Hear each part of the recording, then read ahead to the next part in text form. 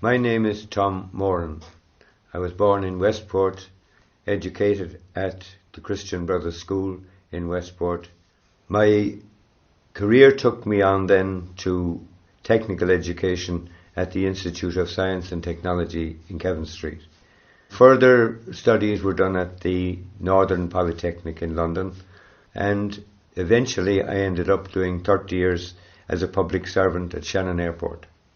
These days we are living in a crisis situation which has existed since 2009, mainly due to the collapse of our banks.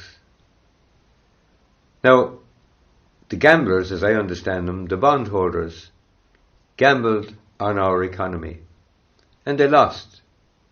The Irish people have picked up the tab to the extent that they're totally devastated with the amount of debt that's been loaded on this ordinary taxpayer of this country.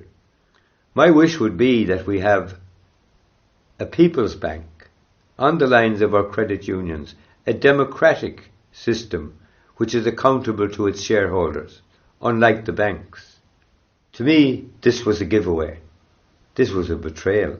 It was treachery by government. They didn't seek to get some return for these vast resources. What other area of the country would tolerate what has happened in North Mayo?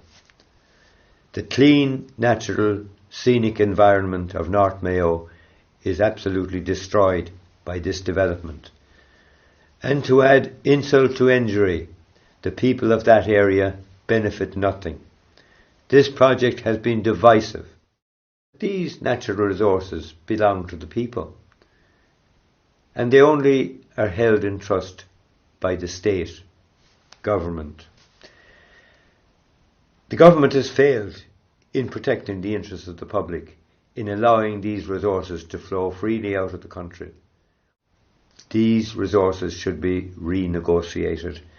A new deal should be drawn up, because the Irish people are overtaxed, and this would provide a good counterbalance to the taxation. We need a single-tier national health service. In fact, we demand it, so that everybody, whatever their status, financially or otherwise, has access to the best medical care available at all hospitals throughout the state. We in People Before Profit are convinced that to fund our public health service, we must take the money from general taxation. We must not be so foolish as to go down the road that the United States took in funding it from private insurance companies. Fishing has been very close to my heart most of my life, and I can recall the days in Achill when there were at least 12 trawlers fishing out of Achill. I have seen the decline of that industry totally. I have seen the giveaway of our coastal areas to international plundering. I feel very aggrieved on that. I find it's a terrible thing that we have to actually fight our own government to protect the rights of Irish people in their traditional industries.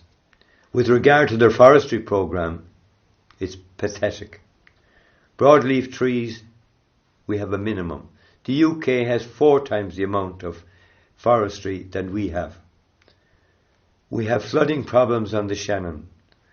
It's clear that more deciduous trees planted on the floodplains of the Shannon Basin would make a huge contribution to flood relief, and also to the reduction of carbon in the atmosphere. But we haven't even started a programme yet. The most frequent charge I hear levied against People Before Profit candidates is, where are you going to get the money? There are plenty of sources of tax available to any fair-minded government.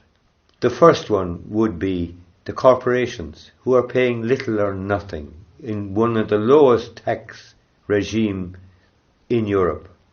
Financial transaction tax. This is another form of raising tax without impinging on the lower income people of this country. We in People Before Profit intend to introduce a wealth tax on people with assets in excess of 1 million. This will exclude the family home, our lands. Our sovereignty has been badly damaged by the giveaway of these governments. I know that the Irish people can rally to the situation as they find it. They have always survived. By caring and sharing, we can go somewhere together. We have great organisation across the country, and I must thank everyone for coming here today, and we're going forward, and as long as it takes, we will persist and we will succeed. Thank you. Yeah, come on, Tom.